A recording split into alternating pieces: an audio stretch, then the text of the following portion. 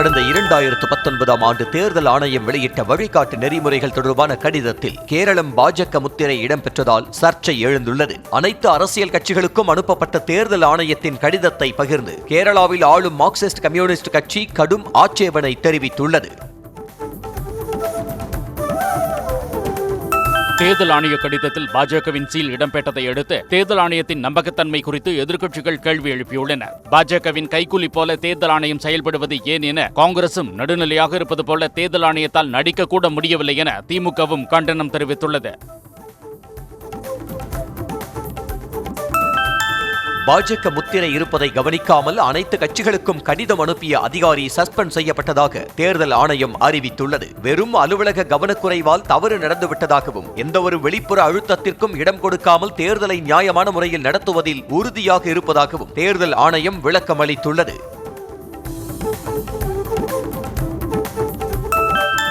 முதலில் சட்டமன்ற தேர்தலை எதிர்கொள்ளும் கேரளம், அஸ்ஸாம் மற்றும் புதுச்சேரியில் வேட்புமனு தாக்கல் நிறைவடைந்தது. இதில் கேரளத்தில் மொத்தமாக உள்ள 140 தொகுதிகளில் போட்டியிட 1202 வேட்பு மனுக்களும் 126 தொகுதிகளை கொண்ட அஸ்ஸாமில் 817 வேட்பு மனுக்களும் தாக்கல் செய்யப்பட்டுள்ளன. இதையடுத்து இன்று வேட்புமனுக்கள் பரிசீலனை நடைபெறுகிறது. புதுச்சேரியில் சட்டமன்ற தேர்தலுக்கான வேட்பு மனு தாக்கல் நிறைவடைந்த நிலையில் மொத்தமாக 515 வேட்பு மனுக்கள் தாக்கல் செய்யப்பட்டுள்ளன. 30 தொகுதிகளை கொண்ட புதுச்சேரிக்கு ஒரே கட்டமாக வரும் ஏப்ரல் 9ஆம் தேதி வாக்குப்பதிவு நடைபெற உள்ளது. இதற்காக தாக்கல் செய்த வேட்பு மனுக்கள் இன்று பரிசீலனை செய்யப்படும் நிலையில் மனுக்களை திரும்பப் பெற 26ஆம் தேதி கடைசி நாள் என அறிவிக்கப்பட்டுள்ளது. திமுக கூட்டணியில் இடம்பெற்றுள்ள மார்க்சிஸ்ட் கம்யூனிஸ்ட் கட்சிக்கு 5 தொகுதிகள் ஒதுக்கீடு செய்யப்பட்டன. முதலமைச்சர் மு க ஸ்டாலின் முன்னிலையில் தொகுதி உடன்பாடு கையெழுத்தானது. 2021ஆம் ஆண்டு தேர்தலில் 6 இடங்களில் போட்டியிட்ட மார்க்சிஸ்ட் கட்சி 2 இடங்களில் வெற்றி பெற்றது. இந்த முறை இரட்டை இலக்கத்தில் தொகுதிகள் வேண்டும் என பேச்சுவார்த்தையை தொடங்கிய சிபிஎம்முக்கு இறுதியில் 5 இடங்கள் ஒதுக்கப்பட்டுள்ளது. சட்டமன்ற தேர்தலில் திமுகவுடனான தொகுதி பங்கீட்டில் திருப்தி இல்லை என மார்க்சிஸ்ட் கம்யூனிஸ்ட் கட்சி மாநில செயலாளர் சண்முகம் அதிருப்தி தெரிவித்தார். ஒப்பந்தத்தில் கையெழுத்திட்ட பின்னர் பேட்டியளித்த அவர் எந்த விதத்திலும் அதிமுக பாஜக கூட்டணிக்கு உதவியாக இருக்கக்கூடாது என்ற அக்கறையோடு குறைவான தொகுதிகளை ஏற்றுக்கொள்வதாக தெரிவித்தார். திமுக கூட்டணியில் இதுவரை 7 கட்சிகளுடன் தொகுதி பங்கீடு நிறைவடைந்த நிலையில் கூட்டணி கட்சிகளுக்கு 48 தொகுதிகள் ஒதுக்கப்பட்டுள்ளன. அதன்படி காங்கிரசுக்கு 28 இடங்களும், கம்யூனிஸ்ட் கட்சிகளுக்கு தலா 5 இடங்களும், மதிமுகவுக்கு 4 இடங்களும் ஒதுக்கப்பட்டுள்ளன. இதேபோல மனிதநேய மக்கள் கட்சி, கொங்குநாடு மக்கள் தேசிய கட்சி மற்றும் ஐயுஎம்எல்ஏக்கு தலா 2 இடங்கள் வழங்கப்பட்டுள்ளன. சட்டமன்ற தேர்தலில் திமுக சார்பில் போட்டியிட விருப்ப மனு கொடுத்தவர்களுடன் நேர்காணல் நடத்தும் பணிகள் நிறைவடைந்தன. கடந்த 6 நாட்களாக விருப்ப மனு கொடுத்த அமைச்சர்கள், எம்எல்ஏக்கள் முதல் நிர்வாகிகள் வரை அனைவரையும் அண்ணா அறிவாலயம் வரவழைத்து முதலமைச்சரும் திமுக தலைவருமான மு க ஸ்டாலின் நேர்காணல் நடத்தினார். அதிமுக மாவட்ட செயலாளர்கள் கூட்டம் இன்று நடைபெறும் என அறிவிக்கப்பட்டுள்ளது. சென்னை ராயப்பேட்டையில் உள்ள தலைமை அலுவலகத்தில் பொதுச் செயலாளர் எடப்பாடி பழனிசாமி தலைமையில் நடைபெறும் கூட்டத்தில் கூட்டணியில் உள்ள கட்சிகளுக்கு எந்தெந்த தொகுதிகளை ஒதுக்குவது, பிரச்சார பயணத்தை திட்டமிடுவது உள்ளிட்டவை பற்றி ஆலோசிக்க உள்ளதாக சொல்லப்படுகிறது. 2026ஆம் ஆண்டு தமிழக சட்டமன்ற தேர்தலுக்கான வேட்புமனு தாக்கல் மார்ச் 27, 2026 அன்று தொடங்க உள்ள நிலையில் அதிமுக கூட்டணியில் இடம்பெற்றுள்ள பாஜகவுக்கு 27 தொகுதிகள் ஒதுக்கீடு செய்யப்பட்டுள்ளது. கடந்த முறை பாஜகவுக்கு 20 தொகுதிகள் ஒதுக்கப்பட்ட நிலையில் இந்த முறை கூடுதலாக 7 தொகுதிகளை அதிமுக பொதுச் செயலாளர் எடப்பாடி பழனிசாமி ஒதுக்கியுள்ளார். அதிமுக கூட்டணியில் இடம்பெற்றுள்ள பாட்டாளி மக்கள் கட்சிக்கு 18 தொகுதிகள் ஒதுக்கீடு செய்யப்பட்டுள்ளன. கடந்த முறை 23 தொகுதிகள் ஒதுக்கப்பட்ட நிலையில் இந்த முறை 5 இடங்களை பாமக தலைவர் அன்புமணி குறைத்துக் கொண்டார். அதிமுக தலைமையிலான தேசிய ஜனநாயக கூட்டணியில் இடம்பெற்றுள்ள அம்மா மக்கள் முன்னேற்ற கழகத்திற்கு 11 தொகுதிகள் ஒதுக்கீடுகள் செய்யப்பட்டுள்ளன. கூட்டணிக்கு புதிதாக வந்துள்ள டிடிவி தினகரனுக்கு இரட்டை இலக்கத்தில் தொகுதிகள் ஒதுக்கப்பட்டுள்ளன.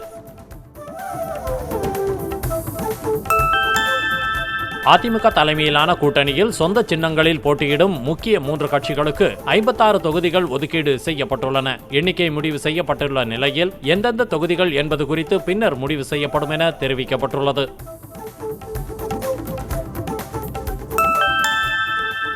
அதிமுக கூட்டணியில் தொகுதி பங்கீடு முடித்த கையோடு சென்னை கமலாலயத்தில் பாஜக ஆலோசனை நடத்தியது. மேலிட பொறுப்பாளர் பியூஷ் கோயல் தலைமையில் நடைபெற்ற கூட்டத்தில் வேட்பாளர்கள் தேர்வு, தேர்தல் பணிகள் குறித்து சுமார் 3 மணி நேரம் விவாதம் நடைபெற்றது. மத்திய இணையமைச்சர் எல் முருகன், நயினார் நாகேந்திரன், தமிழிசை சவுந்தரராஜன் உள்ளிட்டோர் கலந்து கொண்டனர்.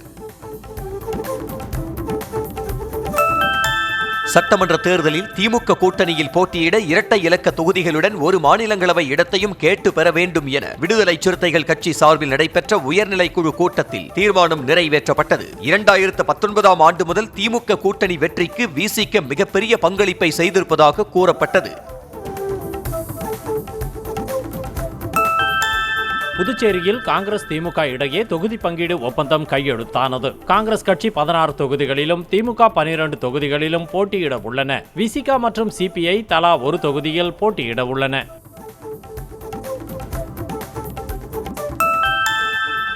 படிக்கும் பெண்களுக்கு 1000 ரூபாய் கொடுக்கிறீர்கள், ஆனால் படித்து முடித்த பெண்களுக்கு வேலை கொடுப்பது யார் என்று நாத்தக தலைமை ஒருங்கிணைப்பாளர் சீமான் கேள்வி எழுப்பியுள்ளார். திருவள்ளூர் மாவட்டம் திருத்தணியில் பிரச்சாரத்தை தொடங்கிய சீமான், வேலுடன் வாடா என் முப்பாட்டன் முருகா என்ற பாடலை பாடி உரையை தொடங்கினார்.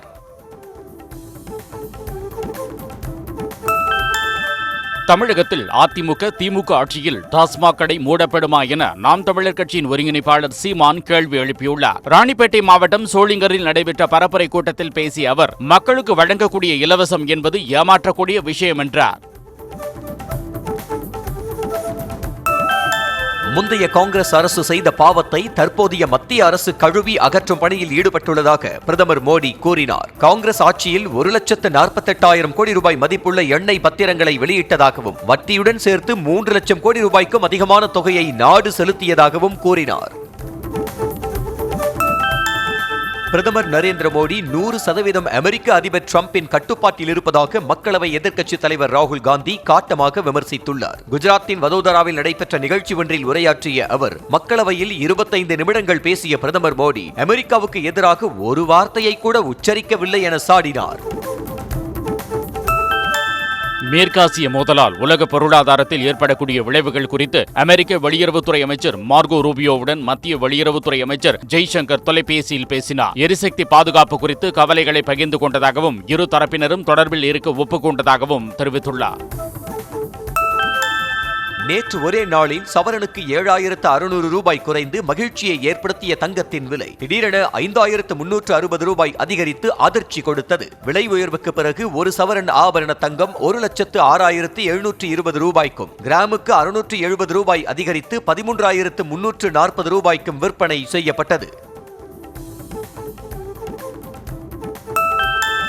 வாக்காளர்களுக்கு பணப்பட்டுவாடா செய்யப்படுவதை தடுக்கும் விதமாக மாநிலம் முழுவதும் தேர்தல் பறக்கும் படை அதிகாரிகள் அதிரடி சோதனையில் ஈடுபட்டனர். குறிப்பாக மாவட்ட எல்லையில் சோதனை சாவடி அமைத்து அனைத்து வாகனங்களையும் ஆய்வு செய்த அதிகாரிகள் ஆவணமின்றி எடுத்துச் செல்லப்பட்ட ரொக்க பணம், ஆபரணங்கள் மற்றும் பரிசு பொருட்களை பறிமுதல் செய்தனர்.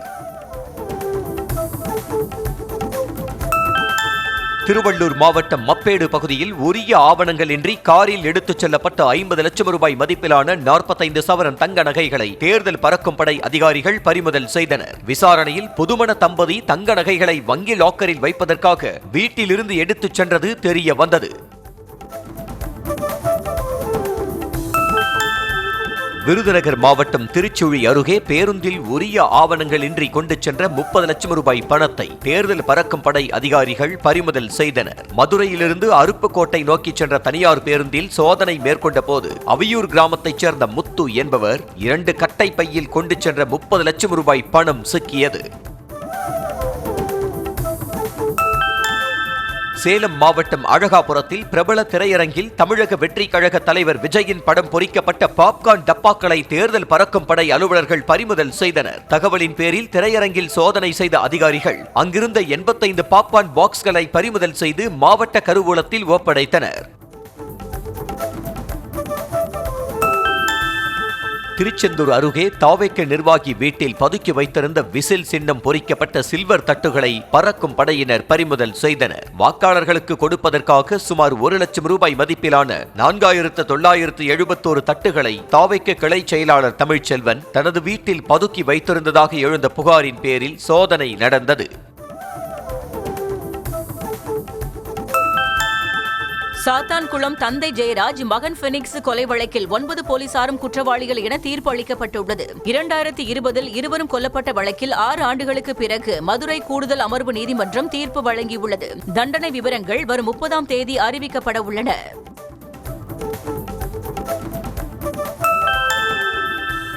நாம் அடித்து பழகுவதற்கு அப்பா மகன் கிடைத்துள்ளனர். இவர்களை அடித்து நாம் பயிற்சி எடுத்துக் கொள்வோம் என போலீசார் அவர்களுக்குள் பேசிக் கொண்டுள்ளனர் என சிபிஐ குற்றப்பத்திரிகையில் தெரிவித்துள்ளதாக நீதிபதி தனது தீர்ப்பில் கூறியுள்ளார். ஜெயராஜ் பெனிக்ஸ் மீதான வழக்கும் பொய்யான வழக்கு என்பது விசாரணையில் தெரியவந்துள்ளதாக நீதிபதி தெரிவித்தார். அதிமுக ஆட்சியில் மூடி மறைக்க நினைத்த ஜெயராஜ் பெனிக்ஸ் கொலை வழக்கின் நீதிமன்ற தீர்ப்பு மூலம் மூச்சு திணறல் மற்றும் உடல்நலக் குறைவால் உயிரிழந்தனர் என எடப்பாடி பழனிசாமி சொன்ன அபாண்ட பொய் வெட்ட வெளிச்சமாகிவிட்டதாக அமைச்சர் ரகுபதி விமர்சித்துள்ளார். குற்றவாளிகளை காப்பாற்ற அன்று பொய் சொன்ன இபிஎஸ் ஒரு வகையில் குற்றவாளிதான் என்றும் அவர் பகிரங்க மன்னிப்பு கேட்க வேண்டும் எனவும் தெரிவித்தார். சாத்தான்குளம் வழக்கில் காவலர்கள் மீதான குற்றத்தை உறுதி செய்துள்ள நீதிமன்றத்தின் தீர்ப்பை அதிமுக வரவேற்றுள்ளது. இது தொடர்பாக வெளியிட்டுள்ள அறிக்கையில் காவல் மரணங்களை பற்றி பேச திமுகவிற்கு கொஞ்சமாவது அருகதை இருக்கிறதா என்று கேள்வி எழுப்பியுள்ளது. 5 ஆண்டுகளில் நடந்த 30க்கும் மேற்பட்ட காவல் மரணங்களே திமுக அரசின் லட்சணத்திற்கு சாட்சி என்றும் காட்டமாக விமர்சித்துள்ளது. சாத்தான்குளம் தந்தை மகன் லாக்அப் மரண வழக்கில் பாதிக்கப்பட்ட குடும்பத்தினரிடம் அப்போது முதலமைச்சராக இருந்த எடப்பாடி பழனிசாமி மன்னிப்பு கேட்க வேண்டும் என காங்கிரஸ் மாநில தலைவர் செல்வ பெருந்தகை வலியுறுத்தியுள்ளார். அவர் வெளியிட்ட பதிவில் அப்போதைய அரசின் அலட்சிய போக்கே நீதிக்கான போராட்டத்தை தாமதப்படுத்தியது என்றார்.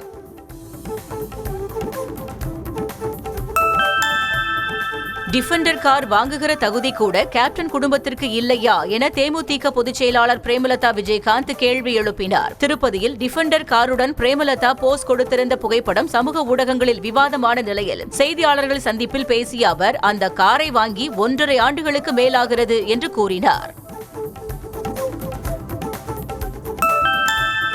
தேர்தல் ஆணையம் பாஜகவின் ஆணையமாக இருப்பதால் தான் தேர்தல் ஆணைய சுற்றறிக்கை பாஜக முத்திரையுடன் வெளிவந்திருப்பதாக திமுக அமைப்பு செயலாளர் RS பாரதி குற்றம் சாட்டியுள்ளார். சென்னை அண்ணா அறிவாலயத்தில் செய்தியாளர்களை சந்தித்த அவர் வேட்பாளர்கள் குற்ற வழக்குகள் குறித்து விளம்பரம் செய்ய வேண்டும் என்பது தேவையில்லாத வேலை என்றார். தேர்தலில் எத்தனை முனை போட்டி வந்தாலும் அதிமுக கூட்டணியா திமுக கூட்டணியா என்றுதான் மக்கள் பார்த்து வாக்களிப்பார்கள் என்று முன்னாள் அமைச்சர் செல்லூர் ராஜு தெரிவித்துள்ளார். மதுரையில் செய்தியாளர்களிடம் பேசிய அவர் கடந்த அதிமுக ஆட்சியில் செய்த சாதனைகளை பட்டியலிட்டார். சட்டமன்ற தேர்தலில் தனித்து போட்டியிடும் தாவேக்காவுக்கு 234 தொகுதிகளிலும் வேட்பாளர்கள் உள்ளார்களா என்பதுதான் சின்ன சந்தேகமாக உள்ளது என பாஜக மாநில துணைத் தலைவர் குஷ்பு விமர்சித்துள்ளார். புதுச்சேரி ராஜ்பவன் தொகுதியில் செய்தியாளர்களிடம் பேசிய அவர் கடந்த 5 ஆண்டுகால திமுக ஆட்சியில் தமிழ்நாட்டில் எந்த வளர்ச்சியும் இல்லை என்றார். புதுக்கோட்டை மாவட்டம் ஆலங்குடி அருகே போதை மாத்திரை கலந்த கள் குடித்து 40 பேர் உடல்நிலை பாதிக்கப்பட்ட விவகாரத்தில் தலைமறைவாக இருந்த 3 பேர் கைது செய்யப்பட்டனர். மேலப்புள்ளான் விடுதி கிராமத்தில் கள் விற்பனை செய்த தங்கச்சாமி, கரிகாலன் மற்றும் பிரபு ஆகியோரை கைது செய்து சிறையில் அடைத்தனர். சேலத்தில் கேரளம் லாட்டரி விற்பனை கொடிகட்டி பறப்பது நமது நியூஸ் தமிழ் செய்தி குழுவின் கள ஆய்வு மூலம் தெரிய வந்துள்ளது. பெரம்பனூர் பகுதியில் வீட்டின் வாசலில் அமர்ந்திருந்த நபர் கேரளம் லாட்டரி சீட்டுகளை விற்பனை செய்து கொண்டிருந்தார். அப்போது செய்தி குழுவினர் படம் பிடிப்பதை கண்டதும் அந்நபர் லாட்டரி சீட்டுகளை கீழே போட்டுவிட்டு தப்பிச் சென்றார்.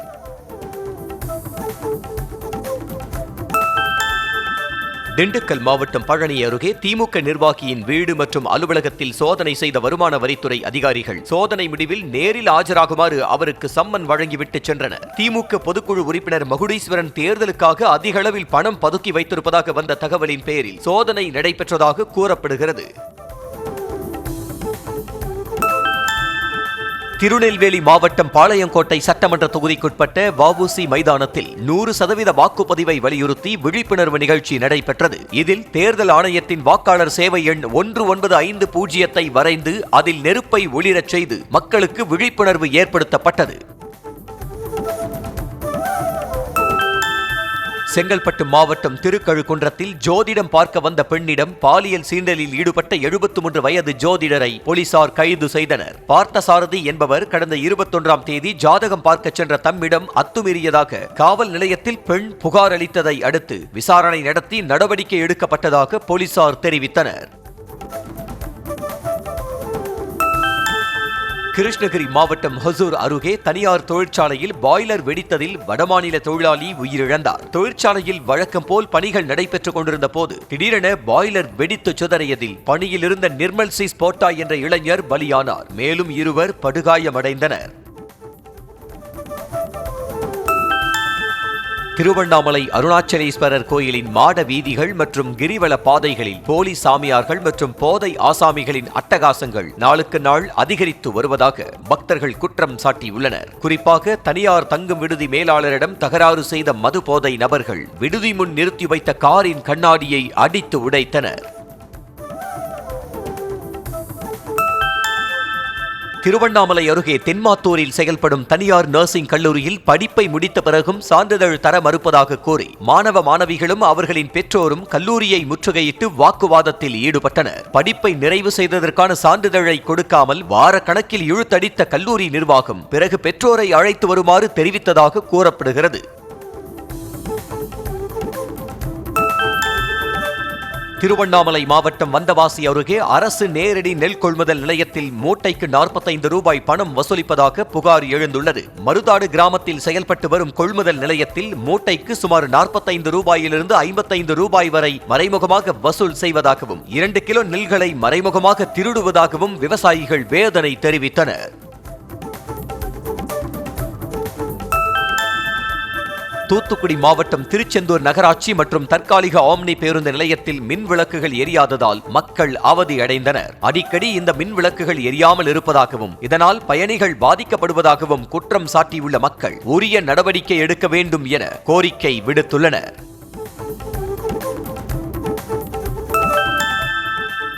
வேலூர் மாவட்டம் பேரணாம்பட்டு அருகே 7,30,000 மதிப்பீட்டில் கட்டி முடிக்கப்பட்ட மேல்நிலை நீர்த்தேக்க தொட்டியை பயன்பாட்டிற்கு கொண்டு வர வேண்டும் என அப்பகுதியினர் கோரிக்கை விடுத்துள்ளனர். பணிகள் முடிந்து 2 ஆண்டுகளை கடந்தும் இதுவரை பயன்பாட்டிற்கு வரவில்லை என அப்பகுதி மக்கள் குற்றம் சாட்டினர். தொடரும் போர் பதற்றத்திற்கு மத்தியில் மேற்காசியாவிலிருந்து இதுவரை 3,75,000 இந்தியர்கள் தாயகம் திரும்பியுள்ளதாக வெளியுறவு அமைச்சகம் தெரிவித்துள்ளது. ஐக்கிய அரபு அமீரகம், ஓமன் மற்றும் சவுதி அரேபியாவிலிருந்து இந்தியாவிற்கான விமான சேவைகள் தொடர்ந்து நடைபெற்று வருவதாகவும் தெரிவித்துள்ளது.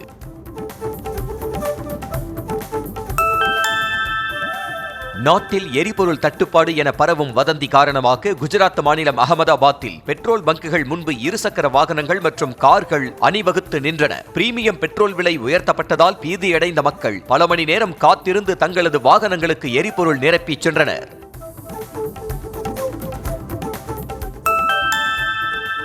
மத்திய பிரதேச மாநிலம் போபாலில் சமையல் எரிவாயு தட்டுப்பாடு காரணமாக பாதிக்கப்பட்ட பெண்கள் விடுதியில் மகளிர் காங்கிரஸ் நிர்வாகிகள் இண்டக்ஷன் அடுப்புகளை வழங்கி நூதன போராட்டத்தில் ஈடுபட்டனர். அந்த விடுதியில் எரிவாயு தட்டுப்பாடு காரணமாக ஒருவேளை உணவும் மாலை நேர தேநீரும் ரத்து செய்யப்பட்டதாக மாணவிகள் புகார் தெரிவித்துள்ளனர்.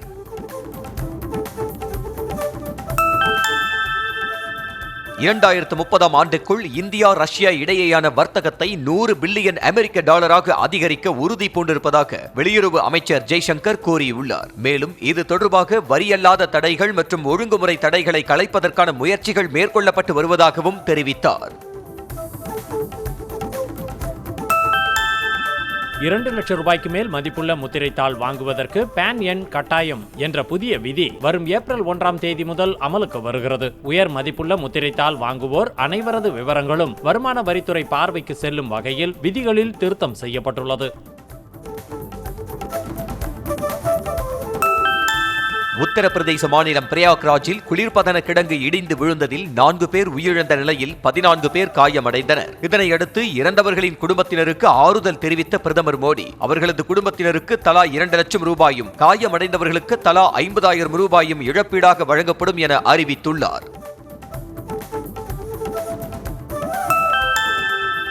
உத்தரப்பிரதேசத்தில் 2 மனைவிகள் 18 குழந்தைகளுடன் வாழ்ந்து வந்தவர் கள்ளக்காதலியால் கொலை செய்யப்பட்டு கால்வாயில் வீசப்பட்டார். சுமந்தேவி என்ற திருமணமான பெண்ணுடன் பழகிய முன்னா அவரை வற்புறுத்தி உறவில் ஈடுபடுத்தியதாக கூறப்படுகிறது. இதனால் முன்னாவின் தொல்லைகளுக்கு முற்றுப்புள்ளி வைக்க துடித்த சுமன் தனது சகோதரனுடன் இணைந்து முன்னாவை கொலை செய்தார்.